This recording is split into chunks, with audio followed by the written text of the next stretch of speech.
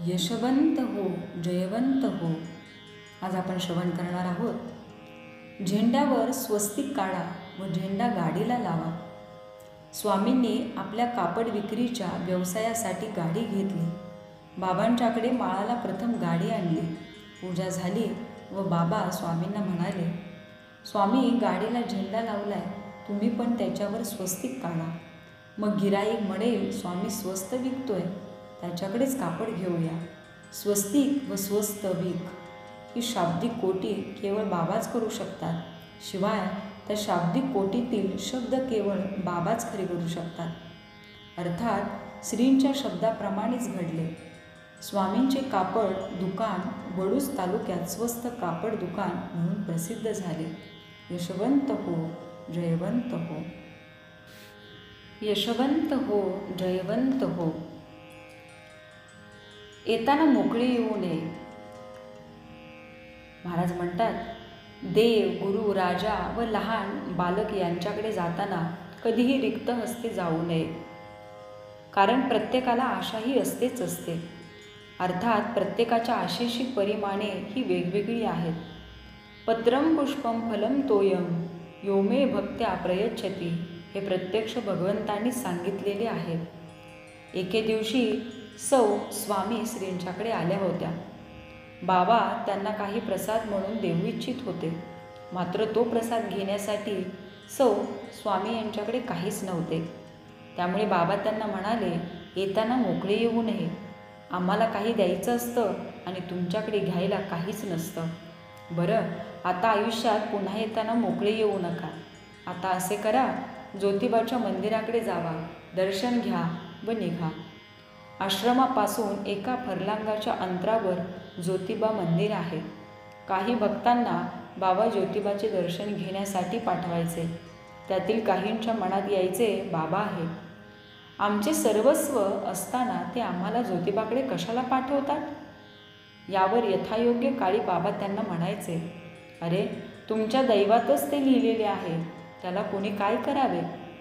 असो, श्रींच्या आज्ञेप्रमाणे सौ स्वामी ज्योतिबांच्या पादुकांचे दर्शन घेण्यास मंदिरात गेल्या आणि पाहताय तो काय, ज्योतिबांच्या पादुकांवर एक नाग फणा काढून बसलेला, साक्षात कुलस्वामीसारखा.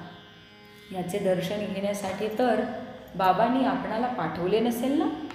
ह्याचसाठी केला होता अट्टहास. ज्योतिर्लिंगाचे मूळ स्वरूपातल्या दर्शनाने सौ स्वामी पूर्ण समाधान पावल्या होत्या. माघारी वळणार तोच एका कोपऱ्यात चांगला ओंजळ भरून चिंचा दिसल्या. हा श्रींचा प्रसाद म्हणून त्यांनी त्या चिंचा घेतल्या. नंतर एके दिवशी सौ स्वामी यांनी श्रींच्यासाठी भजी आणली होती. श्रींनी ती भजी हातात घेतल्यावर त्यांचे एक वचन केले व म्हणाले, भजा. सौ स्वामी काय समजायचे ते समजून गेल्या. एके दिवशी लसूणाचा विषय निघाला होता. लसूण म्हणजे सलने. बाबा बोलता बोलता त्या वेळेनुसार वस्तूंचा अर्थ समजावून सांगत. अर्थात त्या वस्तूंचा अर्थ हा अध्यात्म व्यवहार याच्याशी सांगड घालणारा असे. श्रींच्या प्रत्येक शब्दाला एक वेगळा अर्थ प्राप्त झालेला असेल व प्रत्येक कृती अर्थपूर्ण असेल. श्रींचे दर्शनाचे वेळी दोन्ही पाय समोर असतील तर भक्तांचे काम झाले असे समजावे. पायाला तिढी असेल तर त्या कामात काहीतरी तिढी आहे असे समजावे. काही भक्तांनी या गोष्टींचे निरीक्षण केले आहे. यशवंत हो, जयवंत हो. भेटूयात पुढील भागामध्ये. यशवंत हो, जयवंत हो. आजच्या भागामध्ये आपण श्रवण करणार आहोत. जाताना नदीच्या अलीकडे उतरा, पाय धुवा, मग घरी जा. सौ स्वामी म्हणतात, एक स्त्री म्हणून मला भक्तीत अत्यंत बंधने आली खरी, पण त्याहूनही समाधान देण्याचे कार्य बाबांनी केलेच केले. बाबांनी माळावरून त्यांना घरी जाण्याची परवानगी दिली की त्या कमीत कमी वेळात घरी कशा पोचायच्या हे त्यांनाही समजायचे नाही. त्यावेळी सुद्धा प्रवासासाठी वाहने उपलब्ध व्हायची व प्रवासाची चिंता मिटायची. एक दिवशी दोघे पती पत्नी श्रींच्याकडे आलेले. दर्शन झाल्यावर बाबा स्वामींना म्हणाले, स्वामी, आज तुम्ही दोघे मोटारसायकलवरून आलाय.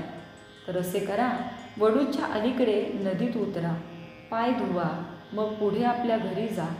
श्रींच्या आज्ञेप्रमाणे दोघे नदीत उतरले व पाय धुवायला सुरुवात केली. तोच नदीच्या प्रवाहातून 2 सफरचंदे वाहत आली. त्यांना आश्चर्य वाटले.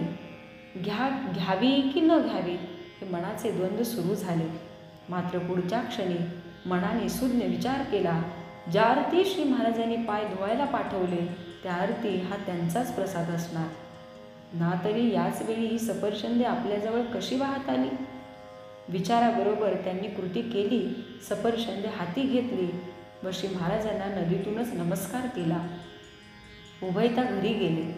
श्रींचा तो प्रसाद विनाविलंब प्राशन केला व प्रसादाच्या योगाने त्यांच्या जीवनाला स्थैर्य प्राप्त झाले. दौंडचे राहणारे हे कुटुंब वडूजला स्थायिकच झाले.